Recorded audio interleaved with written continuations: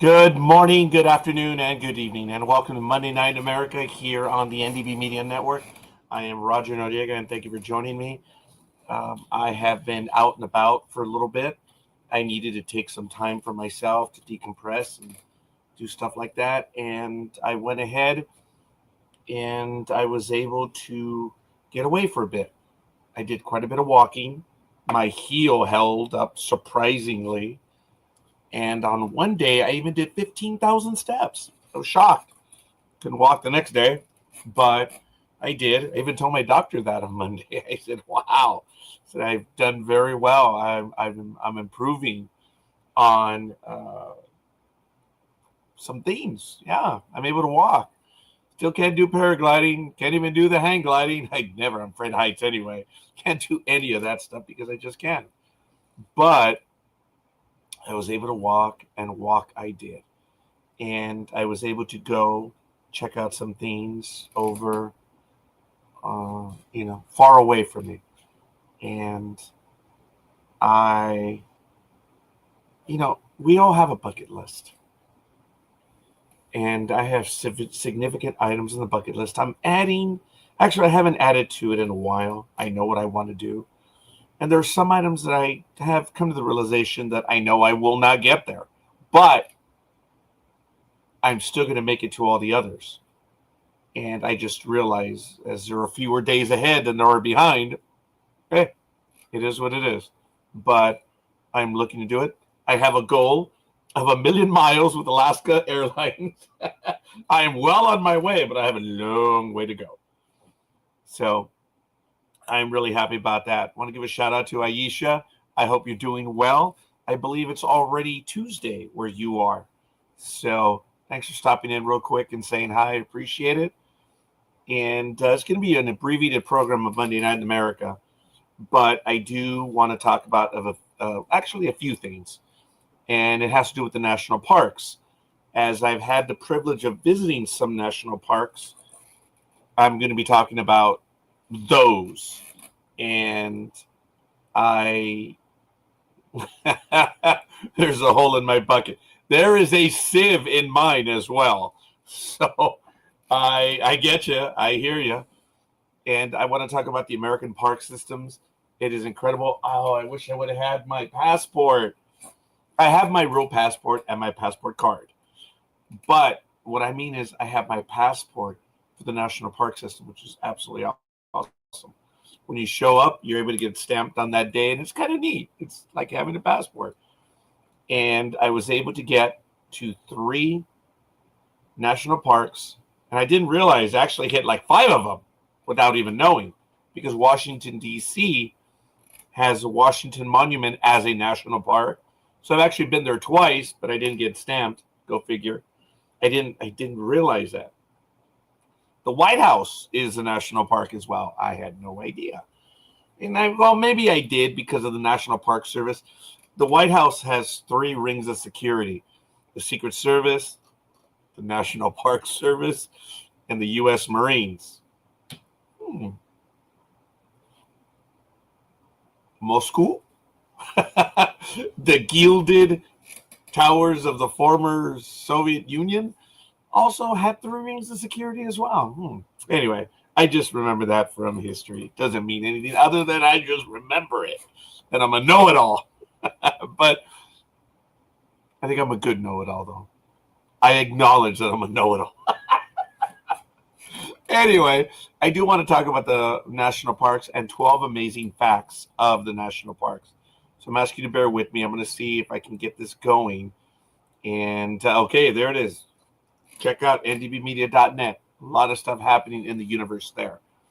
But there are 12 amazing parks, or 12 amazing facts about the national park system. And on March 1st, 1872, President Ulysses S. Grant designated Yellowstone National Park the country's first national park. In the 150 years following, 62 more national parks have joined the fold, in addition to the hundreds of other sites under the purview of the National Park Service today, including National Historic Sites, battlefields, lake shores, monuments, preserves, and trails. One's called America's Best Idea, and I do agree. The national parks have preserved wide swaths of the country's most significant scenery and geologic history for millions to enjoy every year, from open prairie to mountain ranges. I was in a bit of both on May 16th, 2025. I had no idea that that would be the day that I would finally make it to the United 93 Memorial. But as popular as these parks are, many visitors are unaware of the surprising features they contain within their borders. The Great Smoky Mountains is the most visited national park in the U.S. Straddling the border between North Carolina and Tennessee, Great Smoky Mountains National Park attracted 14.1 million visitors in 2021. That's during COVID. By comparison, nearly 3 times the number of people who visited the second most popular park, Utah's Zion National Park, which drew a still respectable 5 million visitors, but wow, it's almost 3 to 1. Park officials estimate that the Great Smoky Mountains have, since they opened in 1934, more than 560 million people have enjoyed this park, and it's absolutely incredible. Part of the reason is there's no entry fee to the park. It never closes, although some roads may be closed during severe weather, and that is the case in several parks in California. In addition to countless opportunities for hiking and natural viewing, the park now allows fishing in all of its approximately 2,900 miles of waterways. That is crazy. Death Valley National Park, I've driven all around it. I've driven through corners of it. I will be going out there this summer to check it out. But Death Valley National Park is the hottest place on earth. It might not come as much of a surprise given its name, but Death Valley gets extremely hot. As you know, the temperature was set, I believe, in the 1920s at 134.1 degrees. That is unreal. Actually, I don't think that's correct, the 1920s. But still, it regularly exceeds 120 degrees, and it's just absolutely amazing. Now, a lot of people know, and probably don't even know this, but Yellowstone National Park is home to a super volcano. Yes, indeed it is, which last erupted, I believe, 664,000 years ago. Not 663,000, not 665, but 664,000. I believe in the science. It's located mostly in Wyoming, but with parts in Idaho and Montana. There's a video on the fact that there is an area of the park because it protrudes into Idaho, I believe. It's like a there's no jurisdiction there. So if you can't commit a crime in that 2-mile strip of land, you have to be judged by people who live in that strip of land. No one does. But that's another story for another time. That's going to be under our Blue Law segment. We'll be coming back. The park is home to a whopping 10,000 plus hydrothermal features, including 500 geysers, which scientists estimate is about half of the world's geysers. But perhaps the most impressive geological feature is the supervolcano, otherwise known as Yellowstone. It's a volcano that's thousands of times more powerful than a regular volcano.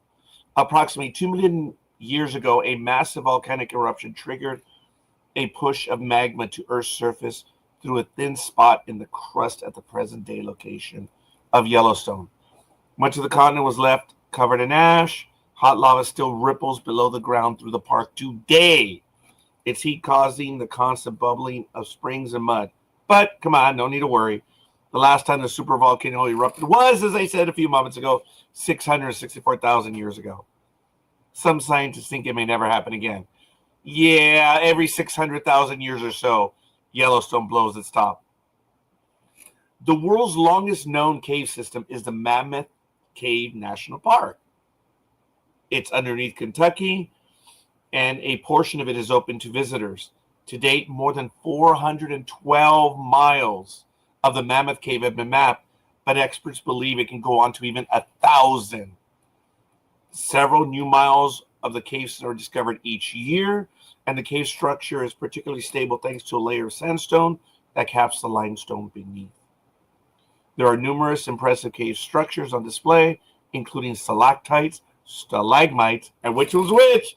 Which one's at the top? Which one's at the bottom? And a type of gypsum formation called gypsum flowers. The dry, cool environment of the Mammoth Cave also makes it an ideal habitat for several endangered forms of bat and cave shrimp. Ooh, did not know that myself. And I had an image of Denali, and I apologize, it did not show up. Wait a minute, did it? No, I apologize. It did not show up. We'll see if I can get that image in again. Here it is. Upload. I told you. Upload. There it is. And I did see this magnificent beast. Denali National Park contains the highest elevation point in North America. Now, people can argue about Kilauea volcano, but that's another thing for another day. Previously known as Mount McKinley, and I believe it will be known as Mount McKinley again, and then in a few years, it'll be back to Denali. So, go for it.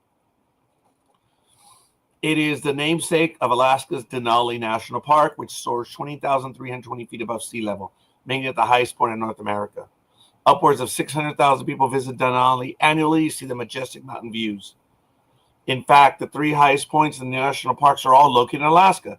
Denali, Mount St. Elias reaches 18,008 feet, and Mount Fairweather stands at 15,325 outside of Alaska.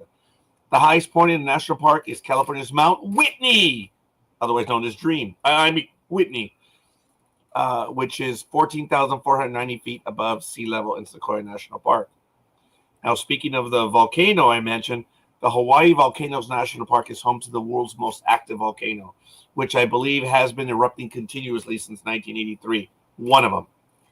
The Hawaiian archipelago, made up of 137 islands, it's a lot of them, is a hotbed of, and there's only one that is privately owned. Well, of the big islands, there's only one that is privately owned. The islands formed as a result of eruptions due to the constant motion of the Pacific Plate beneath the ocean. And in geology, there is no continents that collide there. So it is known, not unlike Yellowstone, as a hot spot. It just is. The magma has gotten through because most of the magma is at where continental plates, subduct, collide, rub against each other, do all this stuff. But in Hawaii, there's one. I believe another one is called Mount Pektu, which shouldn't exist as we understand the whole idea of magma and continental plates. That's an aberration. We believe it's also over another hot spot. I say the science community when I say we believe. But way off topic. Just to give you an idea of hot spots. Located on the Big Island, Hawaii Volcanoes National Park, Mount Kilauea is the world's most active volcano mass. It has been erupting continuously since 1983. Molten lava, which is rather viscous, pours down the sides, eventually cooling to add to the landmass of the volcano. Or to the island, I should say. Or the volcano. There it is. There was a trivia question. Stalactites hang from the ceiling and are icicle-shaped, formed by minerals precipitating from water dropping through the cave ceiling. Very good. Stalactites and stalagmites. But some lava streams flow directly into the sea, creating impressive vapor clouds when the two meet. Kilauea is also known as the home of Pele, the Hawaiian goddess of fire and volcanoes. As I showed an image of this one earlier, this is Arches National Park. It has more natural arches than any other place on Earth. It's in Utah. There's more than 2,000 natural sandstone arches. And it's in the desert. And it's absolutely amazing. Over a period of about 65 million years, that's an interesting date in history. 66 million years is when the dinosaurs expired. The area's geologic plate shifted, and wind and rain also played a hand in shaping the rock into nature's own sculpture garden. Arches grow and widen until they eventually collapse, leaving columns in their stead. As with many of these park features, in another million years, the landscape may be completely different than what we see today. Of course, it will be. This is one of the only parks, and I don't know why this one did not upload either. I'm so sorry. Now, before I get to this image, the smallest national park is named after a human-made arch rather than a natural one. Gateway Arch National Park in St. Louis is also one of the country's few urban national parks and includes green forested riverfront access and 5 miles of recreational trails that are home to diverse native plant species. Of course, the centerpiece of the park is the 630-foot-high Gateway Arch, the Arch of St. Louis, the tallest human-made monument in the U.S., which stands against the St. Louis skyline. The one I was going to show next is Theodore Roosevelt National Park is the only national park named after a person. Of course, the 26th president, his namesake park is located in North Dakota Badlands and got its name because Roosevelt had a residence there. When Roosevelt served as president from 1901 to 1909, he established more than 200 national parks, forests, wildlife reserves, and monuments across 230 million acres of public land, earning him the nickname the Conservationist President. This park is visited by 600,000 each year, and the President Roosevelt National Park covers more than 70,000 acres with the Little Missouri River flowing through it. It is filled with wildlife and scenic vistas, including the famous Painted Canyon. I want to give a shout out to Gridiron Grove. Thank you for the like. Appreciate it. And where the former president's cabin is also at Theodore Roosevelt. North Cascades National Park has more glaciers than anywhere in the continental U.S. I thought that was Glacier National Park, but as weather is changing, not anymore. Located about 100 miles north of Seattle, Washington's North Cascades National Park is home to a mountain range that's often referred to as the American Alps. I understand that it's the one that causes the rain shadow that doesn't allow a lot of moisture onto the eastern side of Washington State. As you know, that's what we have in Death Valley. Death Valley has what they call 3 rain shadows because you have the coastal mountains, you have the Sierras, and then you have that internal mountain range. So it's what a mountain shadow is, especially on the coast. The clouds come and dump their water, but the water doesn't get over the mountain range, or what does is very little. Okay, but then if 5% crosses, then you have another mountain range and 5% of that, and then 5% of that. That's what the rain shadow is. It is home to more than 300 glaciers, more than any national U.S. park outside of Alaska. It's one of the snowiest places on the planet, and all the snow accumulates and compacts into glacial ice. However, the U.S. national park that has the most glaciers is Alaska's Wrangell St. Elias National Park and Preserve, covering 13.2 million acres. It is also the largest national park in the country and home to some of the biggest glaciers in the world.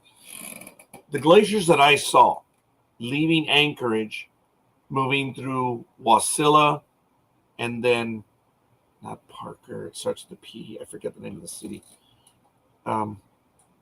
It's near Wasilla. I don't remember the name. But about traveling 200 miles east to Glenarm, when you look to the south, the glaciers, there's pictures do not do them justice. It's just absolutely incredible. I do have pictures of it, but that's for another day. Now I have another image, and this one is of the Mesa Verde National Park, was one of the world's first UNESCO sites. I may talk about UNESCO when I hit my first UNESCO site moving forward. You guys know that I am a rock hound. I am a geologist first and foremost. I know people are stunned, but I studied geology and tectonics. I discovered tectonics through geology, through geography. My first year of college, I took history, personal finance, economics, and geography. And the geography led me to social geography and the movement of peoples, which is just absolutely amazing to study, which I spent a lot of time on. And that led me to the movement of peoples, understanding their environmental conditions. That led me to geology, which then led me to tectonics, which is just, ugh. But anyway, oh my goodness, I do have a rock. I'll have to show it on another day. I do have a keepsake from the United 93 Memorial, but that's for another day. Mesa Verde National Park, as the image is there, you can see. It has more than 5,000 known archaeological sites, 600 of which are cave dwellings made of sandstone and mud mortar. Did you hear that? I caught my stutter. I was about to stutter. Clay. Sorry. And it offers a fascinating glimpse into the lives of the ancestral Pueblo people who lived in the southwestern Colorado area from about 550 to 1300 AD. Among the most impressive structures are the Cliff Palace, Balcony House, and the Square Tower House, plus various relics like farming terraces, field houses, shrines, and rock art. The area was designated a national park in 1906, and in 1978 it earned a spot among an elite group of only 12 places around the world named the first UNESCO World Heritage Sites. Mesa Verde was one of 2 sites in the U.S., and of course, the other one was a national park, otherwise known as, can you guess it? There's a super volcano there. There might be one. Actually, there is one off the coast of Oregon, but that's for another story on another day. Yes, we're really going science-y, but I do want to talk about that one. It's Yellowstone. Yellowstone is the other one that was considered for the UNESCO sites, part of that conversation. There's a lot of activity off the coast of Oregon to the west. They're predicting an eruption in 2025. This is unreal. And it's due to the seismicity or the seismic activity. It's going to happen. They're very quietly predicting an eruption in 2025. What it will be, we haven't a clue. So there may be a new island. Wow, no. For there to be an island, well, I forget how far off the continental shelf it is. No, it would take thousands of years. Like Kilauea, or the island off Hawaii that's going to appear in about 10,000 years. And I believe Iceland had one that appeared in the 60s. And look at the size of it. It's just they take forever. We're talking geologic time. Now, I don't know if you know this, but there is a U.S. national park in the southern hemisphere. Yes, I just lost most of the American audience on that. Yes. In the southern hemisphere, there is United States territory. And there is one spanning rainforests, volcanoes, beaches, and coral reefs. On 3 islands in the South Pacific, the National Park of American Samoa is the southernmost park of any U.S. territory and the only national park south of the equator. The park was established in 1988 after environmentalists proposed a bill to preserve the hundreds of plant species in the rainforest and to save the habitat of the endangered flying fox. It's a fruit bat. Covering 13,500 acres on the island of Ofu, Tutuila, and Tau, the park is spectacular, preserved for hikers and snorkelers, and its very existence is a reflection of Polynesia's oldest culture and its deep-rooted respect for the island environment. The name Samoa translates to sacred earth. Now, I'm going to ask you to bear with me because I want to show you imagery when I was there on November 16th. Folks, we all have a bucket list. But there are some items that stand even above that bucket list. And for me, I was finally able to knock off one of those super bucket list items.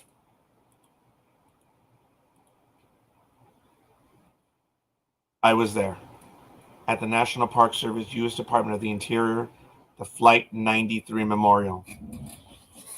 I do have a keepsake. I do have it because it supports the park. This is only the second time I wear this. Actually, maybe the third time. I don't know. It's a little warm today, but I decided to wear it. I don't buy keepsakes from where I go and what I do, but I've begun to do that now because there are fewer days left than there are that have passed.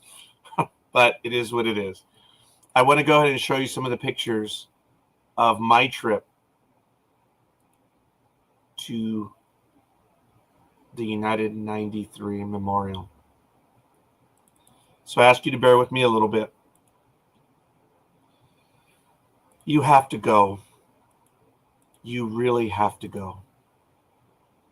I don't know how these images are going to come across. I need to shut some of these down. I'm going to keep this one open, the Google Maps one open. But that is the voices. It is, thanks, Aisha. There are 40 bells that hang. And when the wind reaches about 16 miles per hour, which is a regular thing, you hear a chime. It is the only weather vane of its existence in the world. And I may have video on it. Oh, you know what? I may have video on it.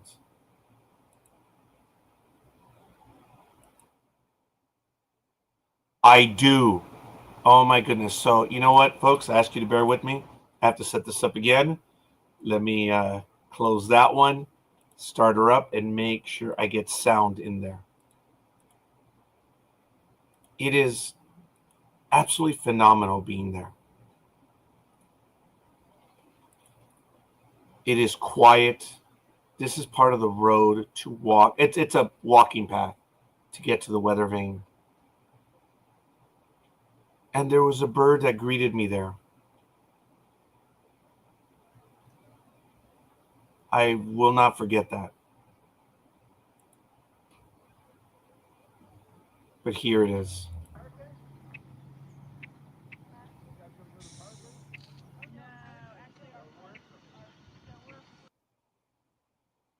That's it. Okay, hopefully I took another one. There. Okay, here it is. I'm so sorry.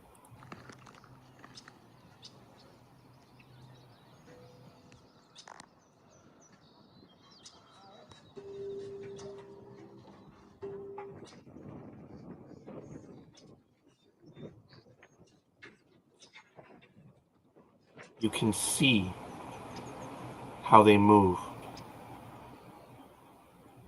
And maybe it's just not loud enough.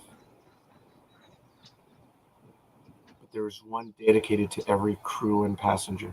There's 40 of them.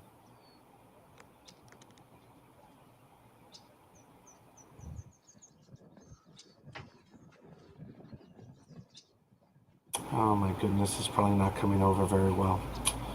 I do apologize. But that weather vane is right here off the Lincoln Highway. I drove the Lincoln Highway for a while. I should have hit that restaurant. I was hungry. Anyway, when you drive in, you come up to the weather vane. That path is what you saw in that image earlier. It's called the approach road. You follow it further. And there are a lot of private homes around this place. But you keep up on the approach road and you come up to the visitor center. Now, I know I think you can make it out here. But look, see this line? This line is the actual flight that the plane took, where it hit right here. The wall of passengers and crew are here along this wall. I'll show you some imagery in a little bit. But this is the straight line. And this is really about the closest you may be able to get. Directly, there is a line that follows where the impact is. This is the impact right here. This boulder was brought up during the excavation, and it was left there as a marker so everyone could see the impact. you can still make out the outline of the impact. This is hallowed ground. This is sacred ground. Heroes are there. When I arrived at the visitor center, I parked somewhere around here. I could have been my spot right there. And this is the restrooms, big building for the restrooms. And this is the actual memorial center. It's very tough. I found it very difficult to be in there. It brought back all the memories because you could see it live, the recordings. And it's very difficult. I decided to walk this entire path. And I recorded the videos on Facebook the entire trip that I took. As I walked that path, and now you can't do a street view. I described how my heart was leaping with excitement. Not because of what had happened, but because I was finally going to be here. I know it's odd to say, but if you know me, you know I've discussed this place forever. I have lived here since it happened. A lot of this place is scarred with no trees because of the mining that was done here before. With time, it will probably return to stuff like this. It's taking time. This is a causeway that you can cross, and then you get to, I believe, I forget what this is called down here, but it's a place where they have events, and you can come and park your car, and from there you can actually walk along this area, and you can, that might be the closest spot, but from here you can see the direct line. And it is incredible. That's looking from the chimes south, which is way over this hill still. It was about 2 miles in from here. Yeah, there's no sound.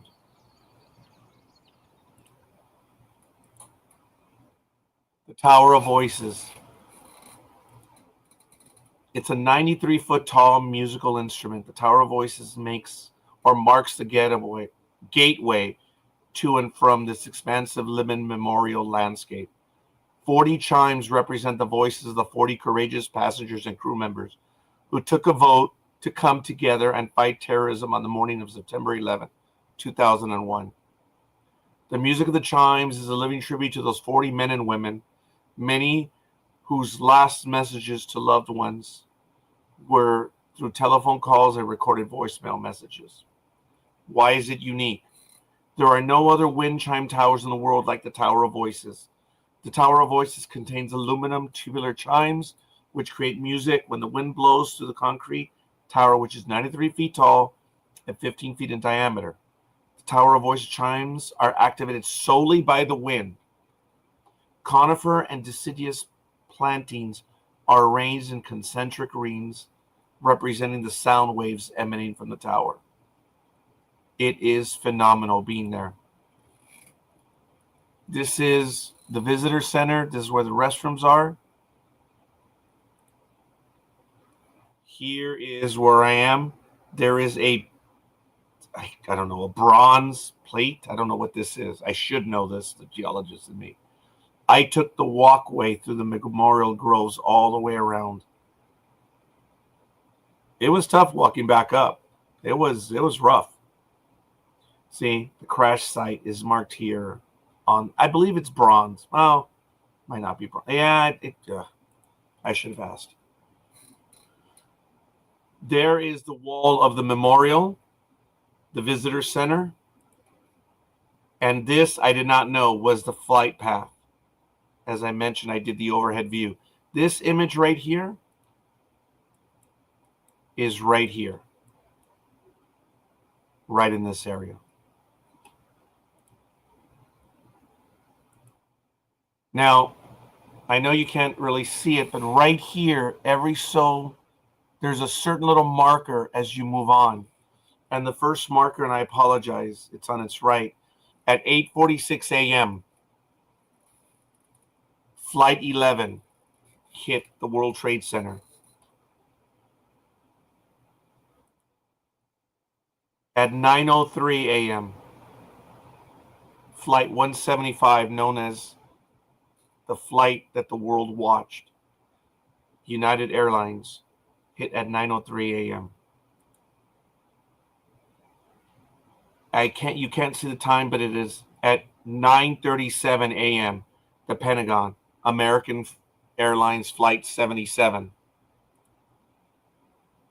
And then, of course, the next one is the Flight 93 Memorial.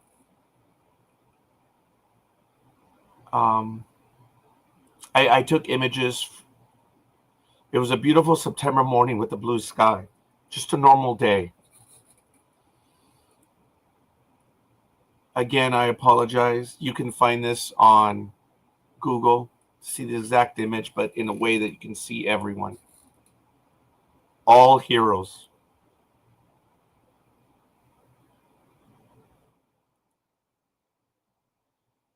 This is from the visitor center looking out. There is the boulder. There is that line, which is coming in from this direction. There's another view. I'm inside the visitor center. And this is as close as I was able to get along that wall to that boulder. I zoomed in on this one. Even more so. It's in that discolored area, which to this day stands out. That was, I believe, the time I was leaving. Yeah. Those are the images that I have. I believe I have a few others which I have not uploaded just because I have not. But I can feel that my life changed from going there. It's kind of like what I spoke of when I went to Alaska. It altered me, and even more so, finally being there. I had mentioned to a coworker on that fateful day that when we heard that United 93 went down, I remember telling Alex that I wanted to believe somehow that the pilots made the fateful decision to turn the tables on them. Well, we know I was wrong. It was the passengers that did it. But for some reason, I stayed there. I studied it. I lived it. Everything there is to know about that plane, it became my obsession, I suppose. And when I first heard that they were going to make a memorial, I said, I have to be there. I have to go. ND Media is never on air from 8:46 a.m. till noon on that fateful time. We will not be on air. We have been told we should be a special program because people need to laugh. Big Dog and I know we cannot bring ourselves to laugh on such a day. And it is the only time that NDB Media will never be on air. We have never been on air on Saturday morning. We will not. And as I walked the ring road, I had recorded my thoughts, and I felt my heart pounding. And it was a long, long walk. It took me, I think, 30 minutes to walk around because I can't walk that fast. And there was such a sereneness there. I had always claimed, and I know for a fact that had I been aboard that flight, I would have, because of my retail, my professional training, all the experiences I have in the 80s, 90s, do what you're told. Pull a gun. It's not worth it. Do not engage them. Do not do anything. I wouldn't have done anything on that flight. But the moment that they started planning, I know I would have been on it, just like everyone else. Because at that time, we already knew what was going on. And we would not have stood idly by.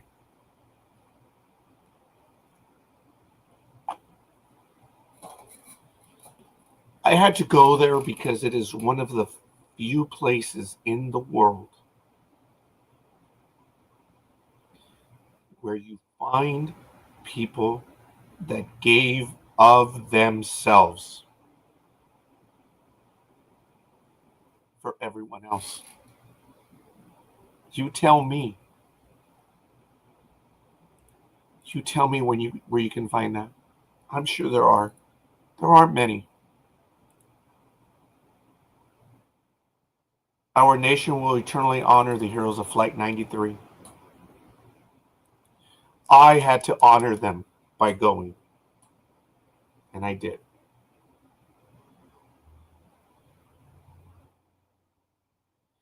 My life is better for it.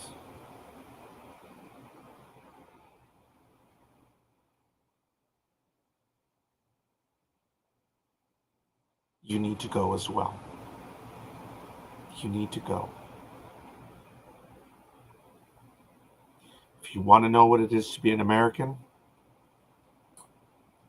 it's in that field on that day.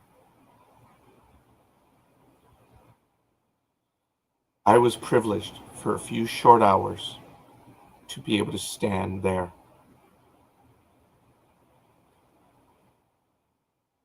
They had one moment to decide, and they decided to act.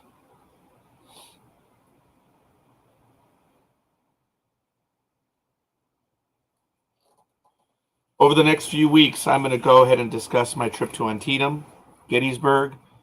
Oh, those sites are immense.